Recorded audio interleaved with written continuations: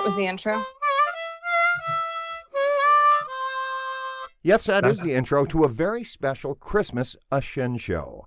And welcome. I'm Pete Shinn. Joining me, as always, daughter Sarah Shinn from Omaha, son Nicholas Shinn, also from Omaha, brother Guy from Denver, and beloved wife Elsie from the greater Washington, D.C. metropolitan area. Welcome. Thank you. I feel very welcomed. Good. Salam and good evening, my friends. Yes, thank you. Yes. Wonderful harmonica playing. Thank you so much. Well, it's very festive, and it is the season.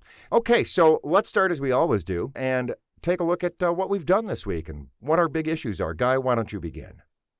Well, I had to go into work a little bit this morning, and the neighbors had my driveway blocked, so I had to call the police because they wouldn't answer the door. And the police had to come out and bang on their door until they got a hold of them, and then they came out and moved their vehicle so I could go to work for an hour. So they just parked directly in front of your driveway? Yep, they just pulled their truck right in front of my driveway, so I couldn't get out. And Why? Okay, that's strange that they would do that.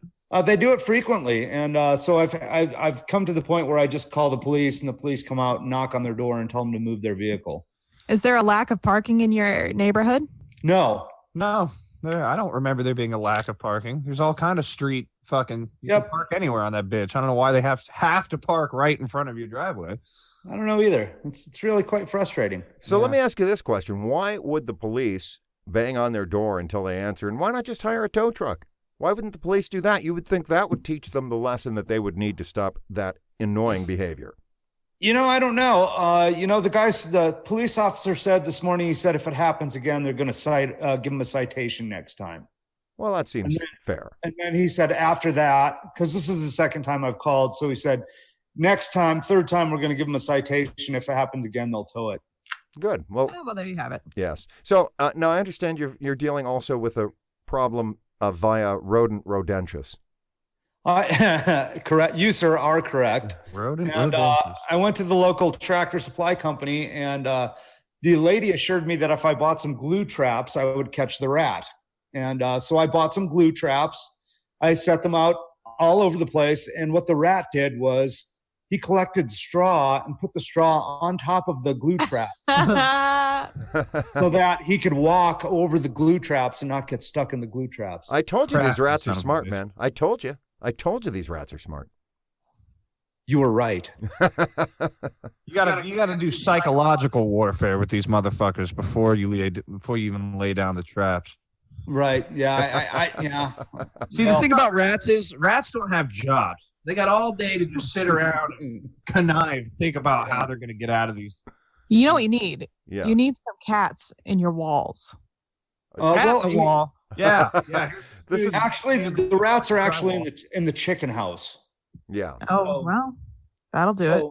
Yeah, but the problem is that the chickens won't lay with the rat in the hen house because they know the rat will eat the eggs. Yeah, so it's inhibiting their fertility.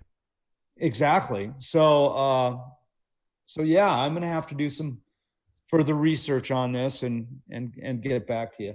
Well, now, wait a minute. Sarah, you have chickens, do you not? Yeah. And have you had to deal with a rat problem? It seems like it would be almost inevitable. No, we have mice, but I also have a cat. I have an outdoor cat that kind of wrangles that sort of stuff for me. And I also believe the correct term was she is chicken adjacent.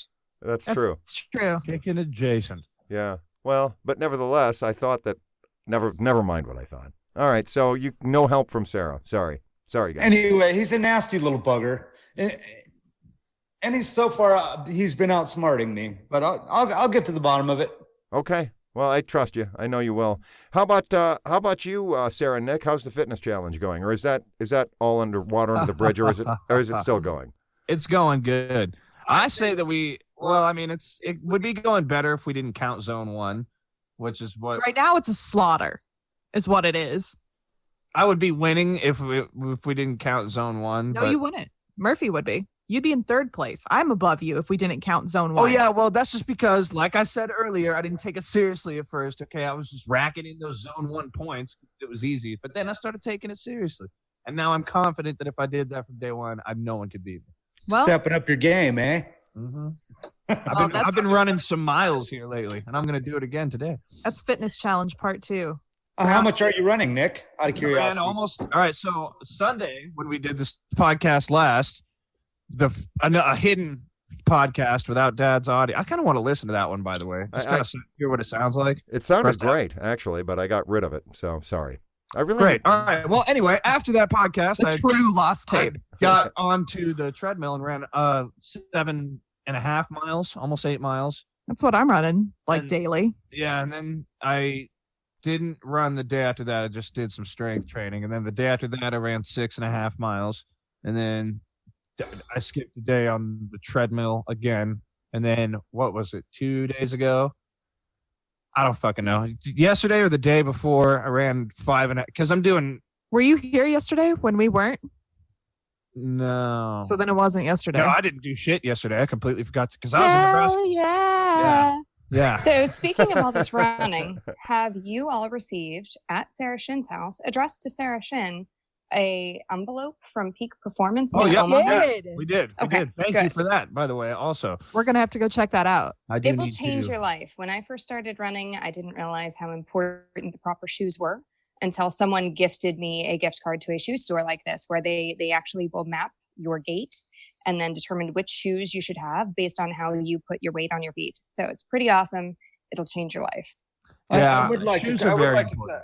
I'd like to caution you too, because if you don't have the proper shoes and the proper equipment, you'll end up in my boat where now I have problems with my hips because I ran. When I worked at the power plant, I'd run about 7.5 miles in the morning and 7.5 miles at night. So I ran about 14 miles a day. And now I'm 60 pounds overweight and I can't run because my hips are all jacked up. So it's very important, in my opinion, to get the right equipment. Guy speaks wisdom, the gentle wisdom, the caged wisdom of Guy Shinn. And it's true. So Yeah, I anyway, noticed it. My knees kind of hurt if I'm not wearing my perfect running shoes. I say perfect, but the best ones I have, I should say. yeah, so go Fucked up. Yeah, go to Peak Performance and get your gait measured and all that shit and get the shoes that fit correctly. Get the shoe that's right for you. That's right. You know that's We'll do right. that after Christmas Why would you do it after Christmas? because I don't think they're open. Well, sure they Yeah. are. You know they What do are. you mean, sure they are. Because it's the week of Christmas. yes, it's the week of Christmas, which is the busiest retail time of the year. Every All right, fine. All right, that's a good point. every store will be open tomorrow, as a matter of fact, which is Christmas Eve. At the date that we're recording this, I have to tomorrow will work be tomorrow. Christmas Eve. I got to work all week next week. Oh man. Upcoming week. Every fucking day. All And day. here's something interesting. I actually have to work tomorrow for a little bit, which is unusual. Really?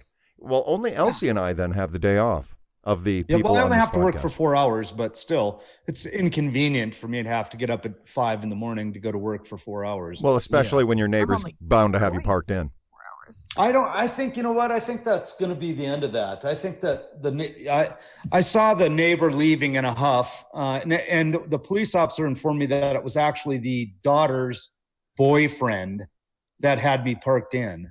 And Uh-huh. so, Yeah, come on, dude. What the fuck are you doing? and That's not a good so, yeah, so they both left in quite a huff this morning. So hopefully this will be the end of it. Yeah, hopefully so. Well, let's all hope so. All right, Elsie, how about your Well- week? What was your week like? I can't even think about my week. I was too busy ready to say that I was supposed to work tomorrow, but thanks, Trump, I get the day off now. Hey, Yeah, well, shut the oh, hang on, government down. hang on. All right, so before we get into the current events, I want to give Elsie a chance to talk about her week, if she wants to, because sometimes she feels like I cut her off, I feel bad about that. Well, I only feel that way because it's true. But Well the week spoken. You're the week was welcome. I don't interesting know. and culminated in a Christmas party at Peter's boss's house yesterday, which I think we effectively pawned off some of the old beer from our housewarming party that we no longer want Crying by shame. making them into little rain beers with little pipe cleaner antlers and eyes and nose, and effectively gave it away. Yeah. And also emptied out the contents of my purse with any random crap in it. So it was a huge win. Yeah, we did. We made rain beers yesterday with So it's very successful. little googly eyes and little button noses and things. Very festive. All right. So, good week. And yes, go ahead. Oh, I did officially get the Christmas tree decorated yesterday, 2 days before Christmas. So, well, perfect. And by me, I mean Murphy. I got it in the house and I put ribbon and lights on it, and then it sat there for another week and a half. Yeah. So yesterday it got decorated, and we got Christmas stockings put up and stuffed. So I am set. Yeah. Pretty Yeah. good. I bought one at Safeway for $24. It was a 2-foot tree. And then 2 feet? Yeah. $12 a foot? That seems pricey. Well, you know what? $50 for a 4-foot tree. So I thought I got a deal. Yeah, same. Yeah, you did. You did. So, but anyway, what I like about the tree is that you can just pick the whole thing up, decorations and all, and just throw the damn thing in the trash when you're done. That is nice. Charlie Brown style. You know, that's what happened to the Charlie Brown Christmas tree. They threw it right in the fucking trash when they were done with it. No respect for the Charlie Brown Christmas tree. No, none. It didn't deserve Cast respect. aside. Right. Died a Lying horrible face down in the gutter in the rain, no shoes. death. As if Christmas trees wear shoes. But your analogy is They valid. do. That's what the stand is. It's No their shoe. ornaments. Oh, I see. All right. Well, good talk about Christmas. I feel this is why it's a special Christmas episode. But we need to get on to the news of the week. And of course, the primary news of the week is it's all about the government. And what happened was a couple of different things. First of all, a quarter of the government isn't working right now. And it's not because of the holidays. It's because there's no appropriations. And there's Government no snow appropriations. day. You're right. A government snow week, probably, because there's a disagreement about whether or not the so-called border wall should be funded as part of regular appropriations. And as a result, there's no agreement, and there's no bill, and there's no funding, and there's hundreds of thousands of government employees who still have to show up but don't get a check. Hey, so when do we get to fire the president then? Isn't that what he said? I don't think you get to just fire the president. Well, okay, no, there's a story behind this. So back in 2013, when the government shutdown under Obama happened, Trump came on to Fox and Friends, and they basically said, so who should be responsible for this? And he's like, well, you know, leadership comes from the top. So if I had to fire anybody, I'd fire the president. So when do we get to fire Trump? We don't. The answer is 2020. Yeah, That's well, the answer. Wait. I think it's going to be 2024. That's when. Really? 8 years will Yeah. fly by. 8 years will fly by. Don't worry about it. It'll fly by, man. It'll be all right. Yeah. I think Nick's right. I think he's going to go another 4 years. All right. Well, we could get into it. Why do you think that, just out of curiosity? I think that because, you know, I'm not saying that, like, it's kind of hard to word this without, I'm not trying to talk shit, but I'm just saying, like, people, when they see shit go wrong, you know what I mean? They don't care. Like, nothing, if nothing changes in your day-to-day life, like, you know, Trump may tweet some incredibly insensitive shit or something, or shut the government down for a week, but we're all still driving around, getting food and watching TV and shit. Gas So is actually cheaper than ever. So Yeah, gas is cheap as fuck. but Yeah, so that comes at a price too. Look at the stock market. you know. Yeah. Well, nothing's drastically changing in your day-to-day life, so people are just going to be like, oh, well, he talks good. I like the way he talks. Well, I think it has more to do, in my opinion, with the fact that he's already in office. yeah.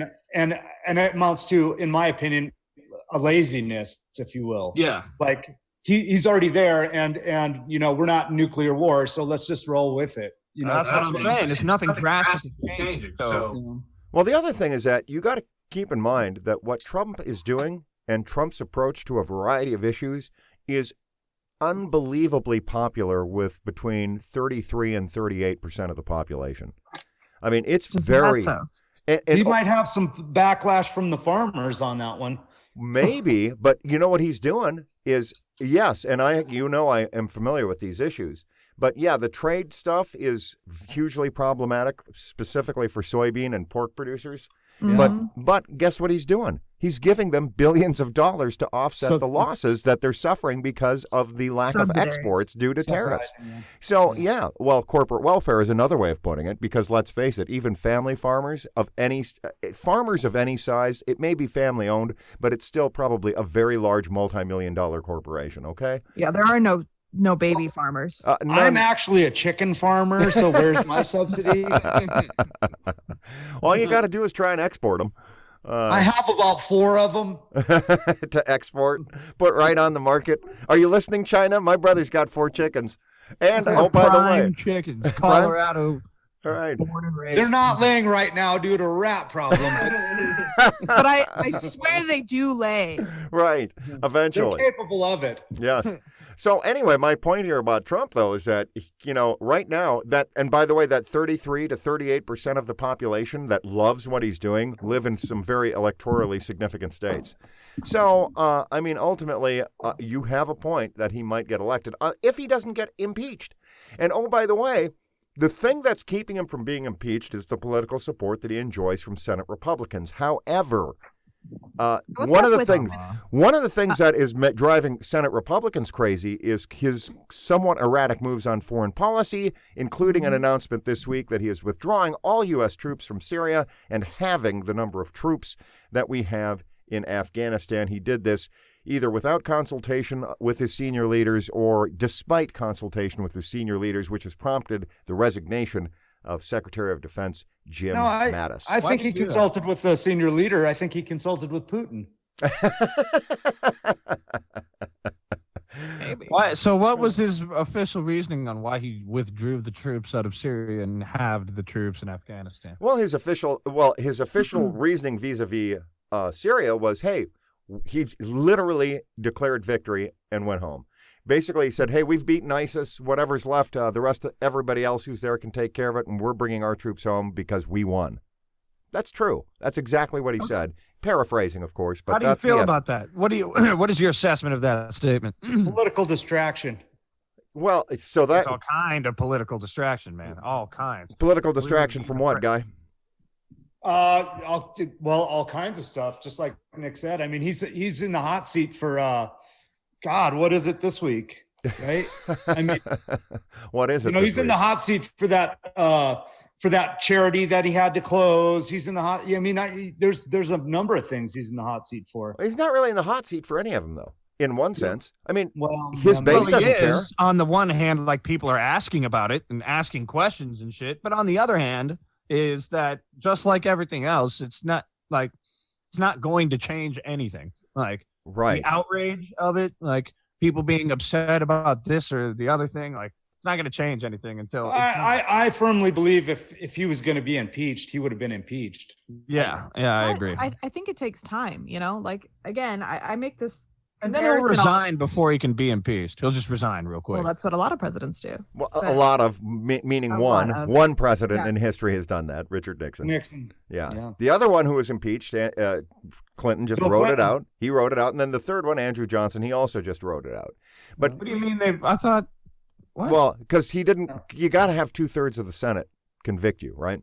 So there's never been a successful impeachment. There's been people who have been impeached, but none who have been convicted by the Senate.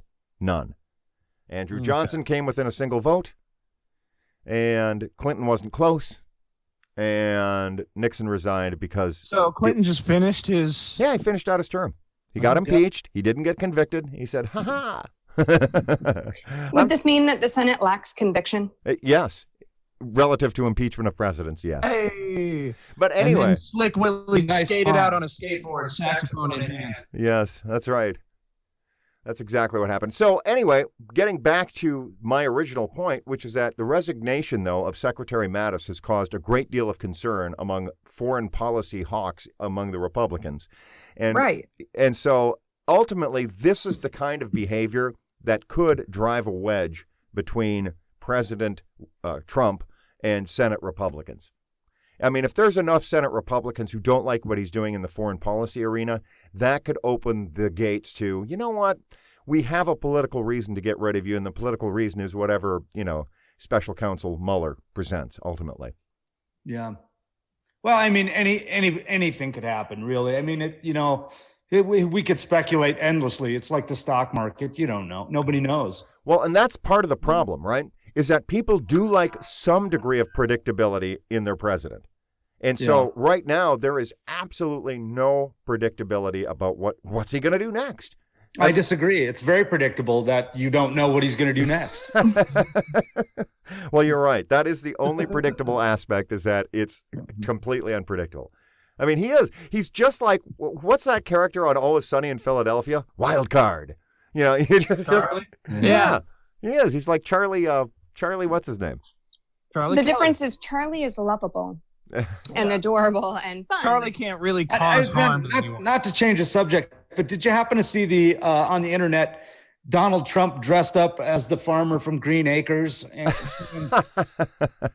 Yeah, that was from the Emmys in 2005. Yeah, you can look that up. Did you see that? Yeah, I've seen it. I saw it live in 2005. I mean, this is the thing. We elected a guy who has made his life in the 2000s out of being ridiculous. I mean, let's face it. Did anybody take him seriously on The Apprentice? I guess tens of millions did. What can you say? Yeah. All right. He made a real testicle out of himself. I mean, practical. Well, in any event. So that's, I mean, there's a lot of other things that happened this week, but those are kind of the two big things. I mean, yeah, like you said, Nick, or somebody said it, it's a distraction a minute. No question about it. But here's how do you actually feel about the troops coming home? You were in Afghanistan, so I mean, just at it from your point of view, what do you feel like? Because I think I heard you say before that we're in the wrong country. That's right. We are. We ought to be in Pakistan. But that's one person's opinion. Ultimately, this is the irony, right? The irony is that the things that he is doing from a foreign policy point of view, trying to make peace on the Korean Peninsula, bringing our troops home from entanglements in the Middle East, these are typically Democrat positions. Do you know what I'm saying? These are things that Democrats... I was going to say is that you would think that the withdrawal of the troops would actually gain him support from the Democratic side of the aisle. You would think that. It's just so me against you, us versus them type shit that it doesn't matter what the other side does as far as... I agree. Whether or not it's good, like Nick said, I mean, whether he does a good thing or not, it makes no difference. He did it, so it's bad. Yeah. Yeah, and I don't necessarily think that. You know who has helped me overcome my That's aversion? not a correct way to think. That's just the way most people do. Tribalism is what it is. It's divisive tribalism. Ooh, I like that. For people to be on one team against another team. Yeah. I like describing it as divisive tribalism. I like that. That's what a lot of shit is. There's a lot of things like a lot of outrage over, especially like, this is tough to say in today's day and age because people accuse you of being like sexist or whatever, or I don't know, even racist. But I feel like a lot of these outrages that are coming out about people saying or doing certain shit on Twitter like 5 years ago, like those aren't real issues. You know what I mean? People getting outraged about like not referring to each other, the correct gender pronoun and all that shit. That's not a real thing. That's not a real issue here. And then all of those things are kind of perpetuated throughout society. I feel like to keep everyone's eyes off the real problem. Be divided. While I agree with you in a general sense, disrespecting somebody's pronouns is a real thing. I mean, okay, there's a difference between intentionally disrespecting someone's pronouns, like someone who decided to become a woman and refusing to call her him just to piss him or her off. That's one thing. But doing it on accident, because you fucking and then and you can't tell, and then getting crucified in public for it, like, come on, dude. Yeah. So why is that important? Why are we focused on that right now? Why don't we focus on like where the fuck all our money is going? Like, why are we working so much? Why is our health care so fucked? Well, I have a theory on the division. Yes. Divide and conquer. Well, yeah. And I believe you're 100% correct. Okay. I mean, honestly, who has the most to gain from a nation divided? The answer. Hey, let me tell you who. Listen. Let me tell you who has the most to gain. And the answer is our great power competitors, China and Russia. And guess what China and Russia are both doing? Right now, as you and I are talking, they are running disinformation campaigns designed to enhance the divisions among American society. And guess what they're using to do it? They're using Facebook and Twitter and every other social media. Every social media. Well, I do have Facebook, but I don't use it. Yeah. Every social media that we have are being utilized as tools of disinformation by our great power competitors. Well, let me tell you what. Colorado's a sanctuary state, okay? So Denver's a sanctuary city. Colorado's a sanctuary state. So what I get in my neighborhood, locally in my neighborhood, what the Hispanic people have started to do is they've got posters and signs and bumper stickers that say legally hated. Okay, what does that mean? It means that I guess it means that they're here legally, but that people still hate them. I don't know. I see. Well, but what does that have to do with Colorado and Denver being a sanctuary city and state? Because go ahead. Yeah, go ahead, Sarah. Well, I was just going to say because it's a sanctuary state, people have assumed that every Mexican is there illegally or there as a refugee, and people don't like that. Yeah. And so even those that are here legally or who were born here legally, our citizens are still considered to be refugees. So what they're doing is they're putting bumper stickers on their car saying that they're hated legally. I see. In other words, they're here legally, but we still hate them. I see. Well, but you don't hate all Mexicans. You hate the Mexicans who park you in your driveway. I know that. Yeah, no, I don't hate Mexicans. My best friend, one of my best friends is Mexican. Though that means you're racist. Just FYI. Really? Yeah. No. My best friend is this color, and that means you hate that color. Pixar, it didn't happen. Anyway, no, he's a good guy. I mean, he's in Mexico right now, visiting his parents. I mean, one of my best friends at work. So I don't hate Mexicans. I don't think that, I think that, like you said, I mean, this stuff where they put on the media, it's all designed. This is all designed to divide us as a nation. Right, exactly. All of it. All the right, left shit, the Pepsi and Coke. Like, are you Republican or are you Democrat? Would you like Pepsi or would you like Coke? It's soda. You know what I mean? But they just want you to be on a team so that you can be against the other guy. So that everything the other guy does, you can be pissed off about instead of being like, wait, well, why don't we? I mean, that isn't together? how it started, though. Well, of course, it's not how it started. But someone, it didn't start that way. People over time took advantage of the system and made it such that it's easy to. Well, I think that's just a human thing. It's just people like to be on teams. They're tribal. Are you trying to tell me I'm not a better person than the rest of my family because I like Coke better than they do? Like, you are is a that better a thing person. now? Yeah, you're an abomination because Pepsi is better than Coke. You know what? I'm going to go kill myself now. Well, I could weigh in on this. The original Coke was better than Pepsi, okay? But they changed the formula. Circa 1981, something like that. And then Pepsi became the better product. I mean, that's just my opinion. No, they originally changed the formula back in the early 20s when cocaine became illegal. And that's when Coke really went downhill. There you go. Yeah. Okay, all right. Now, I could have gotten on board with Bring back Crystal Pepsi. Coke. I could have gotten on board with Crystal Pepsi, but they got rid of that or something. What'd that have? Crystal meth in Crystal it? meth Pepsi. I like it. It's funny because that is a real thing. Crystal Pepsi is a real thing. It was at one time. It was like a vintage thing. They brought it back for a little bit. You know what would be nice? Crystal gravy. There's this guy. Yeah. I don't want to. There's this guy on YouTube I used to watch. I'd still watch him now. His name's L.A. Beast. I don't know how the fuck he makes his money, but what he does is that he records, puts a camera right in front of himself, and then he'll just eat or drink shit that is like not okay to eat or drink. And the one thing he ate, because Crystal Pepsi originally came out in like the 80s. Yes, it did. Yeah. Yeah, it was the 80s. And he had an original bottle of like a 2-liter of Crystal Pepsi from like 85 that had not been opened. And he just opens that shit and drinks it all in 45 seconds. And I'll tell you that the color of his vomit afterwards was an exceptional hue. Iridescent, I would say. It was definitely not crystal vomit. No. He also ate a chicken in a can once, too. You ever seen those? An entire cooked chicken in a can? I've heard of that, but did he eat the can as well? No, but it comes in that puree, like jelly preservative. Yeah. You know what I mean? Yeah. Fat and grease congealed, all in the fucking. Here's what he did. He opens that chicken in a can. You don't have to cook it. But I can't even mute you because you're sitting right across from me. That's you got to hear this, all right? And you can't.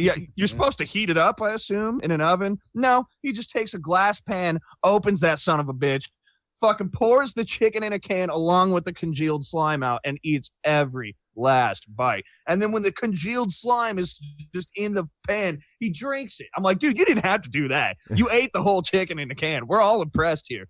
But like John Candy with the old 96er. I'm sorry, you have to eat the gristle too. That's from The Great Outdoors. Great film. You know, this might be a good transition into pop culture at this time. Let's transition, shall we? Yeah. So the transition to pop culture this week is haven't seen a thing. Oh, actually, I finished Castlevania, Nick. Castlevania is an animated series on Netflix that I think, Nicholas, you liked better than I did, but I nevertheless enjoyed it. And it's all set up for season 3. Yeah. So I've got a pop culture / things that happened this week crossover episode. So the Diary of a Wimpy Kid book series. I'm sure you and Sarah, Nick and Sarah, you were too old to probably read those. But Guy, Kyler might be reading them, or you've seen the movies. Yeah. Great book series. The author is local here to Maryland. So there's a lot of Maryland references, which I enjoy. But for some unknown reason, we have been sent 2 copies of the current book out, which is Diary of a Wimpy Kid, The Meltdown. I don't know where they're coming from. I don't know why they keep arriving here. And I don't know, I don't know if there's a third one coming. I'm very confused, concerned. I would just look out your blinds, watch out your front door from time to time, just for a few hours each interval, and just make sure there's no one watching you, you know. Right. But why are they sending me children's books? Someone who sends those books to someone is. Yeah. It's like, you know how they have like the neighborhood library lending programs or whatever? They'll have a box of books. Yeah. It's like that, except the box is your mailbox. And you're the only recipient. Yeah. And they're all brand new. Yeah, that's really super creepy what you're describing there. Super creepy. Yeah, they're slowly piling up on the counter. I don't know if you've noticed them there. I have seen them. I thought you had some agency there. Well, you know what you have to do, right? You have to pay it forward and find some other random mailbox to shove them into. I don't know, dog. Nice. Yeah, sounds creepy. Start a national trend. A national. That could be a big fucking thing, you know? Yeah. I've been watching some pretty cool videos on YouTube. The Porch Pirates. There's an engineer on there that makes these glitter bombs and fart bombs and stuff. Yeah. So when the Porch Pirate steals the package and they get it home, it explodes glitter all over the place, and then it emits this foul-smelling odor. I really enjoy them. All right, the Porch Pirate. Check it out on YouTube. Feel justice served. Yeah. All right, sounds good. Well, we'll have Justice boners, we call them. Justice boners. That's pretty funny. All I like it. Yeah. So then the other thing from a pop culture thing that we're going to go see this week is something called They Will Not Be Forgotten. And that's the old World War I revitalized footage, right? Yes, and it's only playing in theaters around here anyway on the 27th of December. So we're going to go peep that on the 27th I've seen little GIFs of that on Reddit, just, small clips of the dude. It'll show them in the original footage, and then it'll show the Restored footage. That's the fucking word I'm looking for. Yeah. It's amazing. It's crazy. Well, the thing I find very impressive isn't just the colorization and clearing up and making the footage the right speed, because some of the early film, the speed was off, but they've also paid people that read lips to figure out what the people in the footage were saying. And then they wrote down, the words and had it voice put to it. So it's really going to bring it alive in a way none of us has ever seen before. Exciting. Have you ever seen those bad lip reading videos? I have seen those. They're very funny. Yeah. So hopefully it's not something like that. No, it should be good. Should be good lip reading. But it's fascinating because we tend to think of World War I as this period in ancient history that has no relevance. It's it might as well be the Peloponnesian. Might as well. World War I. It was the first war of that scale in recorded human history. Yeah, I can't wrap my mind around how quickly or how World War II followed World War I. What, 15, 20 years later? Well, World War I ended in November 11th, 1918. World War II. Now there's some debate about when it actually began. It began in the Pacific in some ways with Japan's invasion of China in 1937. But most historians agree that World War II, at least in the European theater, began on September 1st, 1939. So 21 years, Yeah, essentially. that's not any time at all. That's time enough for That's men to fresh. fight in both wars. So yes, Sarah, there's no question about it. World War II happened very quickly after World War I, and there were a lot of reasons why. We could go into that in some excruciating detail. You know, Dan Carlin really ought to do a World War II run-up, the interwar years. Maybe he has. Are you familiar with... I don't know. Are you I fam- fucking love Dan Carlin.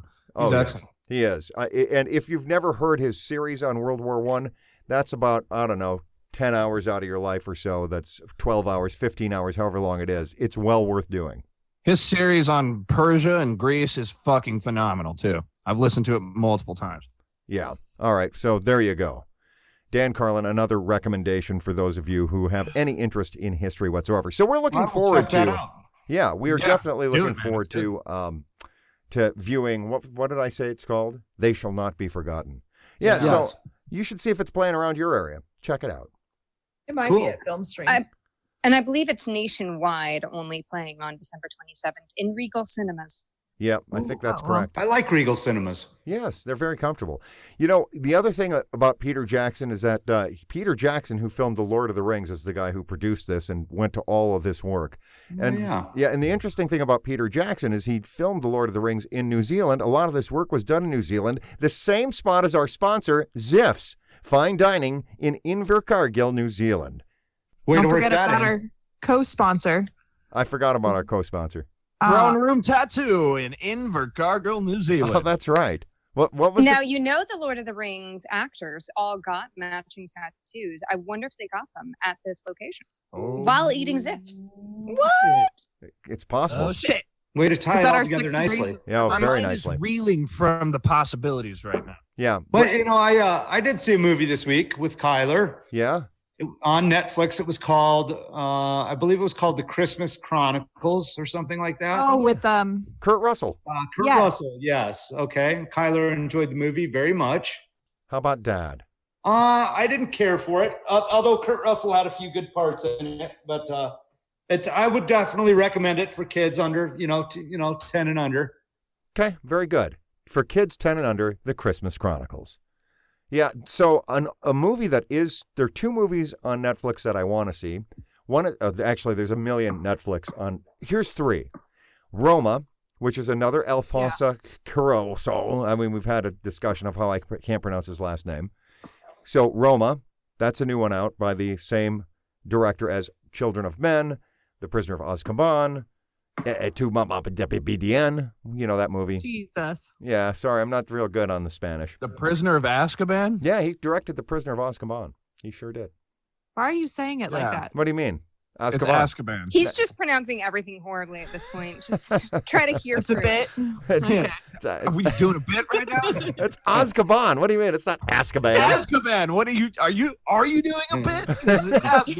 You are the only person in the planet who has ever pronounced it that way. Nebuchadnezzar. All right, anyway. You saw the movie. Yeah, look, I saw the movie, and I believe they all pronounced it Azkaban. Okay. You can believe that, but it's just simply not true. All right, well, let's move on. Anyway, This so is an important point about belief and reality. yeah, Just saying. the movie is Have Roma. I told you my story about truth and reality? No, what's your story about truth and reality? Maybe I should. One time when I first quit drinking, I went to my sponsor and I said to my sponsor, we should have lunch. And he said, I can't. I'm going to Jakarta. And I said, oh, you're going to Egypt, huh? And he laughed at me and said, no, Jakarta is in Indonesia. And I said, I'm pretty smart. I think that Jakarta is in Egypt. And, if you'd give me a lie detector test, I would have passed it because I honestly believe that Jakarta was in Egypt when in reality, it's in Indonesia. So your whole worldview had to shift. Yeah, Felt the tectonic plates beneath your feet moving. I did. The moral of the story is that everyone suffers from delusions. And a delusion is simply a false belief. And Yeah, Peter's like a is false that belief that- Azkaban is the Yeah, thing. yeah. Correct. Are you calling me deluded? Yes. Yes. When it No, comes I'm not. to the Actually, I'm subject not matter- because I can't speak to the subject. So I'm not calling you deluded. No, I am. Yeah, Uh, no, but others your, are. I am. your children are. Yes, they are. There's the classic Sirius Black quote. I did my waiting. 12 years of it in Azkaban. Yeah, in Just like that. Azkaban, just like You just tried to say it the right way. Just like he you said. it the right way the first time. Well, I mean, that's the British pronunciation. I mean, we the British pronunciation. All the actors are British. yeah, I would just like to. Aren't you going to the UK soon, Pete? but potentially, but nevertheless. This is our childhood in a nutshell. I just want to put that out there. Yeah, true. It's Yeah, like all right, look, go I'll, out. I'll help pay for your counseling. Clearly, only We need to get a hold of J.K. Rowling and be like, Right can now. you phonetically spell out Azkaban for us in an email, please? Yeah. Actually, I think we could probably do a little internet research on that right now and squash the beef. well, Yeah, Well, we but here's could. the thing: is that if you ask J.K. Rowling herself, like she is British, we're only going to get the British pronunciation. exactly. She might say Azkaban, I guess. No, all languages will pronounce it the right way. Not, I assure you. probably not. All right. Anyway, so Hold on. hang on. So one movie is Roma. What? While Wait, you're looking that up. What? Do it again. Azkaban. So I was correct. Even What? in the show. Azkaban. Azkaban. Yeah, just like I said, Azkaban. You okay? All right. Moving on. Hold on. I'm going to play it again. Azkaban. Okay, Azkaban Be it cool. is. Azkaban. All right, so he directed The Prisoner of Azkaban. Azkaban. Kiss my Azkaban. That's what I would say. Azkaban. Azkaban. All right, thanks, Guy. I appreciate that. No problem. Should I play it again? No, I think we're good on the Azkaban. Anyway, so Alfonso Cuarón. I amused myself. Yeah, he produced that. He produced that movie. He directed it, rather. Anyway, he's got a new movie out on Netflix called Roma that's widely regarded as one of the best films produced this year.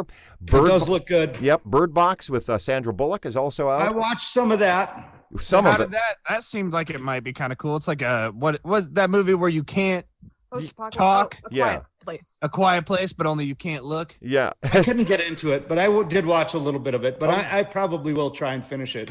On a different note, though, I saw a movie the other day called The German Doctor. Have any of really? you seen that? No, what's it about? It's based on a true story. It's about this German doctor that did all these horrible experiments during the Nazi war or whatever, during whatever world war that was. That was World War II, yeah. Yeah, World War II. And anyway, he escaped to Argentina and he did all these fucked up experiments on these little kids in Argentina. But was not Joseph Mengele? It was somebody. Yeah, that's the guy's name. Yeah, that's who it was. Oh yeah, the Angel of Death. Mhm. Yeah, watch that movie, man. It's disturbing. All right. Well, that's it is dark, and it's one of the more horrifying periods of history, and what the Germans were able to talk themselves into doing in the name of racial purity. That's what that was all about. Well, thanks for that. Okay, good recommendations. Anybody listen to any music this week? I didn't. Nothing new, really. All my Yeah, I old got stuff. nothing. Yeah, nothing. I'll make a recommendation on behalf of Brad. This was going to be his contribution should he participates. There's this new artist out Bless you. of some Scandinavian country. I can't remember which one at the moment. And she goes by The Girl in Red. The Girl in And Red. She's got some great music out. She just dropped either a new album or a new single. I'm not sure, but she made some sort of like Rolling Stone's best new artists or something list. Everybody check her out. She's very good. One thing that's kind of nice about her music is she is openly lesbian. So her lyrics about love and things are not like washed into this heterosexual kind of context that everybody shoves everything into all the time. And it's just the musicality is great. She's got a great voice. So check it out. I'm adding it to the list right now. The Girl in Red. See, All so I'm seeing on the internet is a movie here. yeah, I'm not. Oh, it's the girl in the red coat is what I'm getting when I put that in. Yeah, but that's actually the girl in the red coat is from Schindler's List. Now, the Girl in Red, in terms of music, on Spotify, I mean, you could. She's an artist, all right, Artiste. if you will. So she does. Oh, it got good. it. I got it. See, I don't have it. I don't have it at all. But I'm gonna get it. And you know why? Because I believe in Brad's recommendations. Brad has a lot of good recommendations. He really. It's on musically. YouTube, Play Music, Deezer, Spotify, Pandora, iHeartRadio, and TuneIn. But where else is it? I mean, where could you really get it? You know what I mean? Right. Yeah, exactly. That's not near enough. You have to choice. go to her recording studio. Right. If you really want her, you got to go to her record and hear her perform live from her own studio. If you want the experienza authentico, as they say. Yes, indeed. So I yeah, got some musical trivia for you. I'm listening. The man who originally sung the original rendition of You're a Mean One, Mr. Grinch, is also the voice of the original Tony the Tiger. Oh yeah, that makes sense. It makes perfect sense. I think can I've hear heard it that now. before. You know what? I took Kira and Sydney to see The Grinch in Denver, the play. Oh really? And yeah, and James Earl Jones narrated it. Oh, I bet that was awesome. That's cool. Yeah, it was very Darth good. Vader? Yeah. Darth Vader. You're a Darth mean Vader one. narrated The Grinch, What Stole Christmas. Yeah. The Grinch, what stole Christmas? That's right. All right. So just one real quick. Here's the girl in red. This is her most popular song. It's called Girls. That might get us taken off YouTube. Right. I was going to say, didn't you get copyright notice last time you played music? I think maybe let's I don't avoid think we- that. All right, Yeah, I don't fine. think you can play music from other people on your shit. No, Nonetheless, that makes me feel like doing the Carlton dance. Yeah, I can see that. well, then It's got that's the Carlton tempo to it. then I would call that an endorsement. Anyway, the girl in red. Okay, so what about sports? Big victory last night for the Baltimore Ravens over the Los Angeles Chargers at home. It is a big victory. The Chargers are doing. They were doing great. They could have actually locked up the West or came close to locking up the West and having home field advantage throughout the playoffs if they'd have won that game at home. Instead, they laid a giant egg, courtesy of the Ravens defense. In all fairness, the Ravens had to win to keep their playoff hopes alive, and they played like they meant it. So That's true. Had a good on playoff them. vibe. Had a very playoff vibe. They backed the Ravens into the corner. Have They you did. heard the scuttlebutt about the Denver Broncos? Yeah, I hear Vance Johnson's getting fired. That's what I hear. Yep. Yeah, He well. is getting. Well, that's the word around town.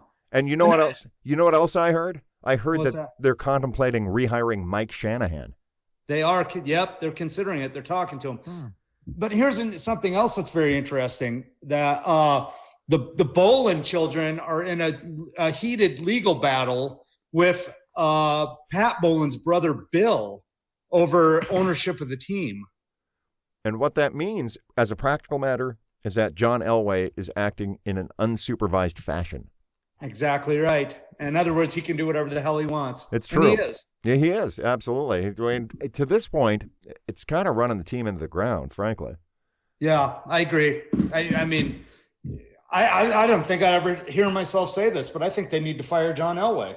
But they can't. Well, in John we trust. That's the problem, right? I mean, Yeah. he's proven to himself to be actually a pretty poor judge of talent.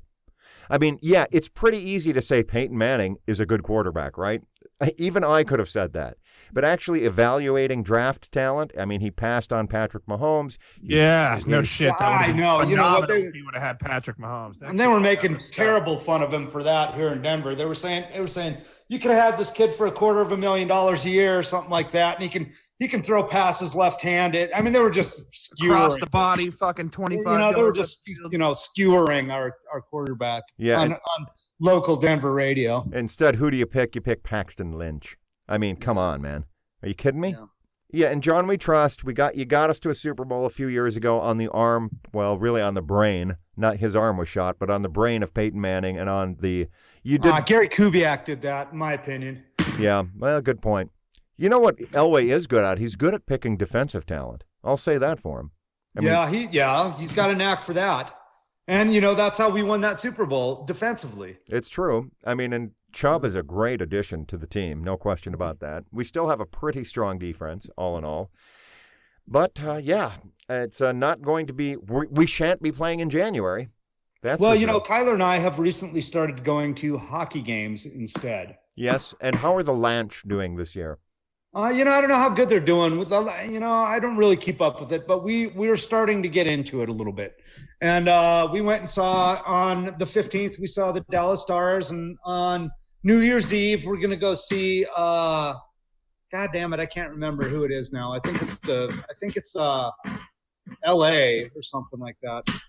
Well, I'll tell you, I don't follow hockey closely, but I will say this. The defending champions, the defending Stanley Cup champions, are right here in our nation's capital, the Washington Capitals, and they're led by Ovechkin, who is right now the best player in hockey. So I think Washington at this early date in the season stands a pretty good chance of repeating as Stanley Cup champs. Well, let's hope so. For their sake. For their sake. Yes, indeed. What's new on the UFC front, kids? I haven't watched anything this week. No, but I did watch. God damn it, Demetrius Mighty Mouse Johnson. All of his Highlight reel. Yeah, his highlight reel. Holy shit! What was the deal with the Joanna? What's her name? Joanna Jacek. Yeah, however you pronounce that. She got her ass whooped. Yeah. Okay, so we talked about this a little bit last time in the Lost tape. There was but it is lost, so you know. But it is lost. She fought. I can't remember the other girl's name because it's been 2 weeks and I already talked about it. Thus, it's purged from my memory. But they were the co-main event for that and went 5 rounds. And Jacek got her ass totally handed to her. Like, she just did not look good.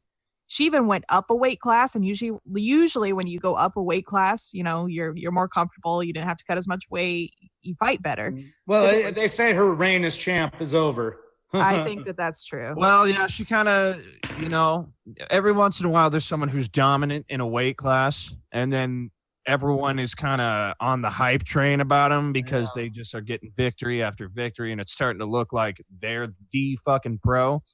But then you find out that that's only because the person who was better than them hadn't started yet. There's always someone who comes along and smashes them off and ends the reign of terror.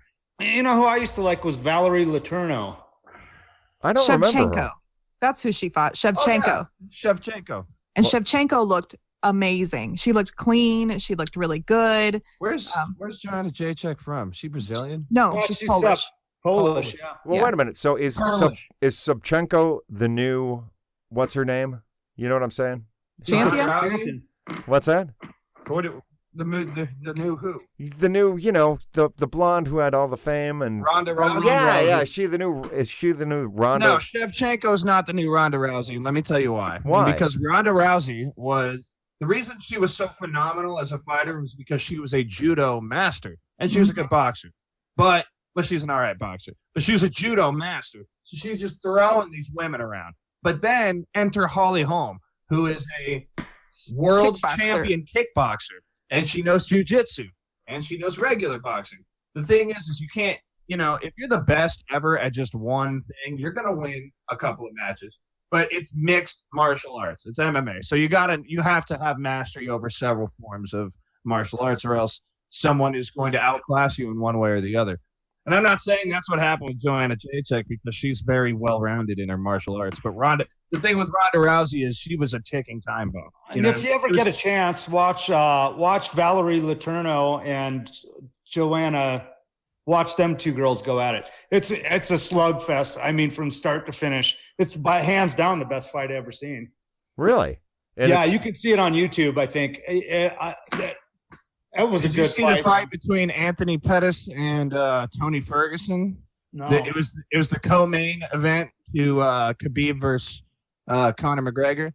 That was one of the best fights I've ever seen. That was a gladiator battle. They were covered in fucking blood.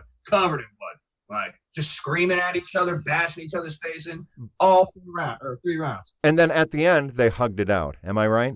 Yeah. Well, that's what you do. Dude, after you the need for aggression. Like, you're done. The need for that aggression is gone at that point. Right. And then all you feel left is love. However, what I was saying earlier, well said. Watching Demetrius Mighty Mouse Johnson's highlight reel was insane. Let me tell you something. This man, I think it was 7 years, but it was 11 title defenses. 11 times someone challenged him for his belt, and each and every time he not only won, but in spectacular fashion. Like made them look like fools. Yeah, made them look like amateurs. And when he lost his title to Henry Cejudo, dude, Henry Cejudo had fought Mighty Mouse before. That was in the highlight reel. And fucking Mighty Mouse, usually he gets the armbar. He submits you. You don't even realize that's what he's trying to get. And then all of a sudden you're in an armbar. And now you got to tap. When he fought Cejudo the first time, he just fucking got him in the liver so hard. Like punched him in the liver that he just crumpled like paper. And then Yeah. he just beat his face, and then that was the end of the match. And then you see this fight that they just had again for the title championship. And Cejudo, he had like a black eye and shit. He was all fucked up, and Mighty Mouse hadn't even broken a sweat. And they give it to Cejudo. So here's what I think. This is something Raleigh pointed out to me, is that they were going to dissolve that division, that weight class, and they didn't want Mighty Mouse, the guy who had the belt for the past 10 years, defended 11 times, to just dissolve the division while he's still the champion. You know what I mean? They wanted someone else to just be the new champion. Oh, look at this new rising star who snatched it from this unbeatable monster. And then, now that you got a new face on the division and it's all switched up, now you can dissolve it. I don't know. I'm not buying that particular conspiracy. I just think it was probably a bad decision.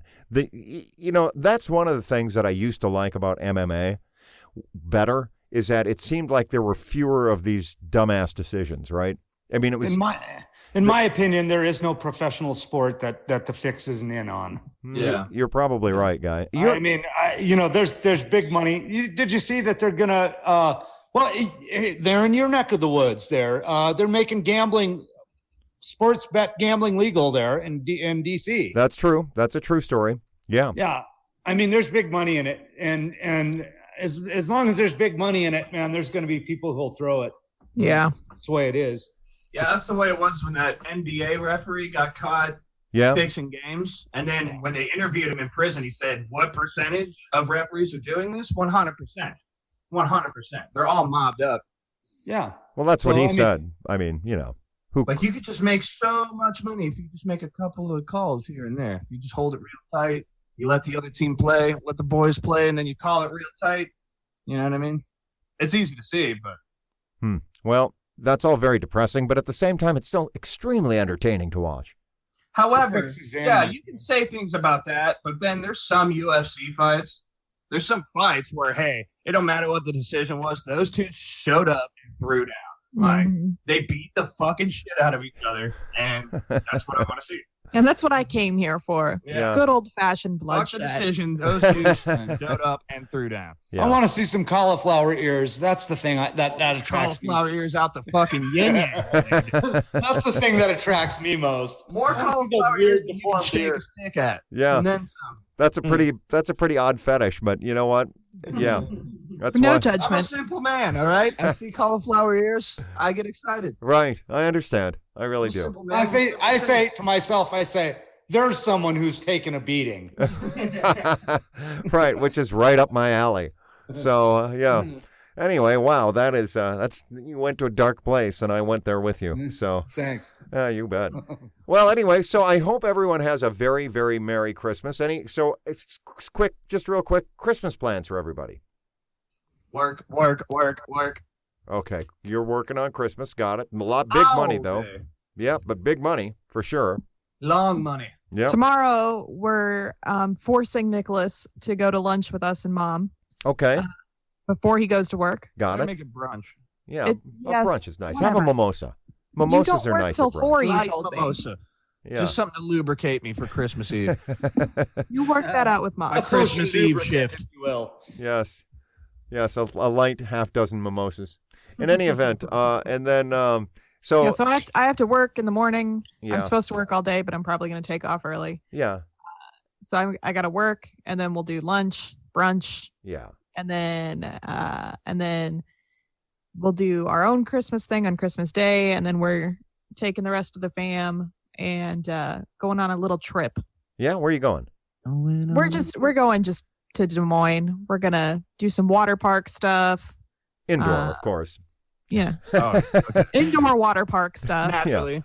Yeah. And just a whole host of things. We're gonna go see the new Bumblebee movie. Oh, fantastic! That actually got good reviews. It did. Yeah, I think it'll be cute. It's certified fresh, yo. No. What are you there to see? You see We're gonna you go there to do see some robots. laser tag. I think. Yeah. that's That's probably fun. gonna Me and be Kyler do that all the time at Boondocks. All right, laser awesome. tag. Yeah. Yeah.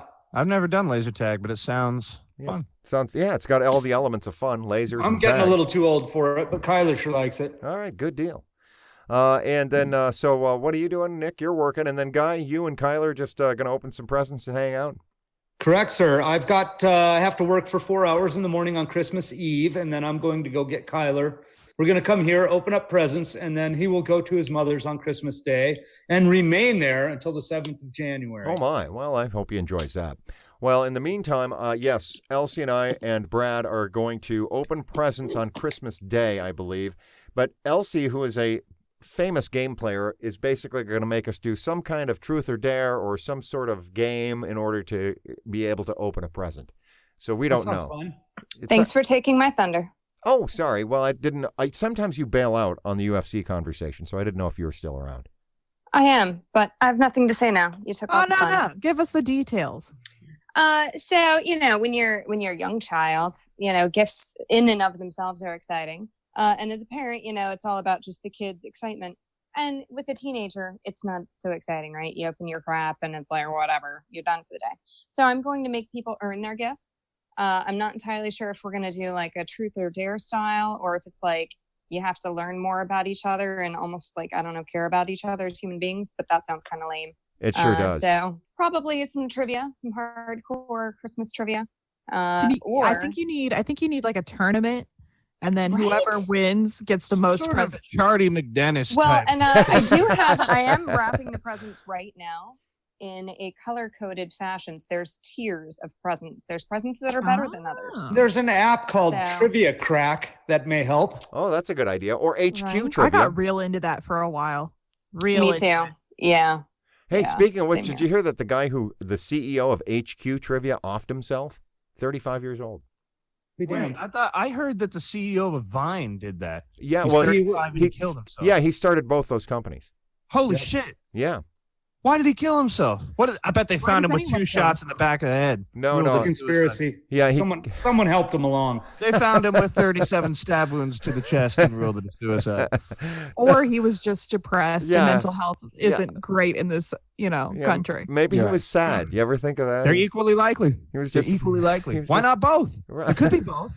You're right. I can't rule that out. Depression and assassination are not mutually exclusive. Okay? No, you're right on that front. Right. In fact, we should all beware, especially if you're depressed. Yeah, You think the assassins aren't coming just because you're sad? You got another thing fucking coming, buddy. Right. It's entirely possible he board up your masterminded. windows. All right. I agree with Put your fucking tinfoil hat on. Yeah. They came and killed him in his garage. Right. No one has perhaps suggested that he could have arranged the whole thing himself, right? So, yeah. Well, he probably did. Yeah, he probably did. But anyway, yeah, just because you're depressed doesn't mean they're not out to get you. So one more thing before we close here. They're saying there's something in the water here in Colorado. I don't know if you guys saw it on the news, nationwide news or not. But no. Another woman has been killed by her husband here in Colorado in Woodland Park this time. Yeah, they're saying it's something in the water. Get bottled water, folks. Yeah. Get that spring water. Yeah. No, I think it's just now. Sorry, you open up a can of Instances of worms. domestic violence increase over the holidays. That's like a proven statistical thing. It's so true. Thanksgiving, huh? Thanksgiving brings out the worst in people, apparently. Well, it's not just that. I mean, it's all throughout the holidays. Christmas too.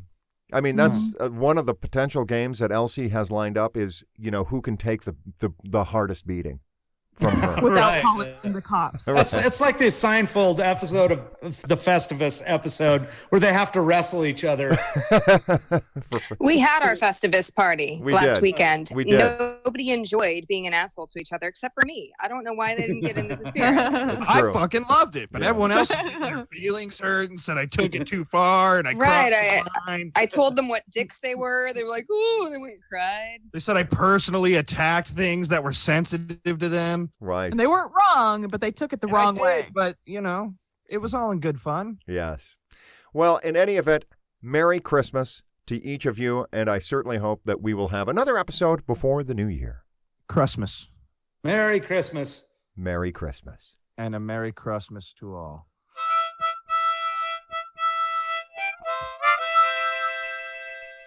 And that's another episode of A Shinn Show, the very special Christmas edition. A Shinn Show is a production of Shinnfluence and features the voices and opinions of Pete Shinn, Sarah Shinn, and the entire Shinn family, including Elsie, Guy and Nicholas Shinn, among many others. It's brought to you by Ziff's, a fine dining establishment in Invercargill, New Zealand.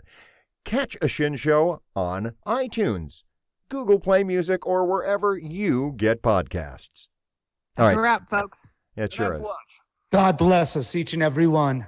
You know that's right. Merry Christmas to all, and to all a good night.